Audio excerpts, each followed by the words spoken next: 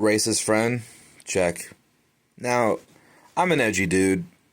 I love edgy humor and stuff like that, but when you start shouting at the TV at Mexicans and black people, calling them names, and saying they look weird, that's not funny. You're just racist.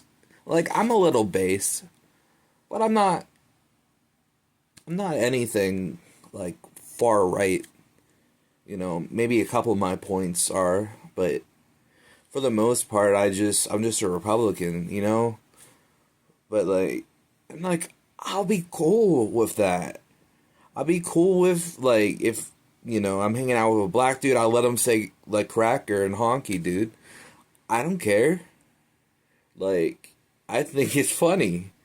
Like, um, like if a black dude stubs his toe, he's like, "Son of a cracker." I would laugh hysterically if he said that. But it's the fact when it starts being icky when you're angry about it and you're just out of nowhere. This was the same dude that his cat was trying to spend time with him. He grabbed it by its tail and throw it back on the bed. So it's borderline pet abuse. That's one strike. Being a racist, that's two strikes. All right. I'll still be cool. I'll still see him in the bar and stuff, but it just makes me very uncomfortable when you're throwing your cat in the air and you're saying all this racist stuff, not even laughing about it. Bro, I remember when I was dating this one guy and I found out he was racist.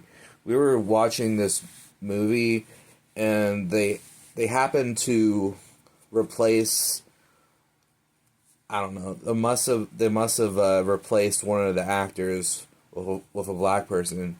And I understand the whole debate because I've talked about it before. Hey, let's keep the race that someone is originally. I find that kind of anti-white if you're just replacing people that races were white. It's weird. If you replace someone of any other race, people would be mad. Be like, this character was supposed to be Latino, but it just doesn't matter for white people, I guess. But anyway, yeah, I'm just so I understand that point, but he went too far. He was about to say the hard R in public. Eesh. That's a whole story on its own. But that wasn't nearly as bad as my friend the other day. This happened the other day, by the way. Oh my gosh. Bro, if y'all ever thought I was racist, I don't fuck with that shit. I love jokes, I love edgy stuff, but when you're directing hate towards another person, that's crossing the line. That's okay. That's not comedy. It's not, wait, what is it? He sounded like Richard Spencer, bro. It was fucking crazy, dude. Holy shit, you sound like Richard Spencer, dude. You're a racist motherfucker. It was just uncomfortable. Like I said, borderline animal abuse, one thing.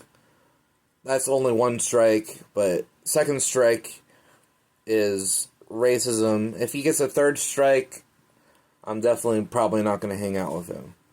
That's how I go. I try to be cool. I try to, they're people too. People deserve love, so I'm not going to try to block him or whatever, but it just sucks, man. It's just, for real, it's just uncomfortable.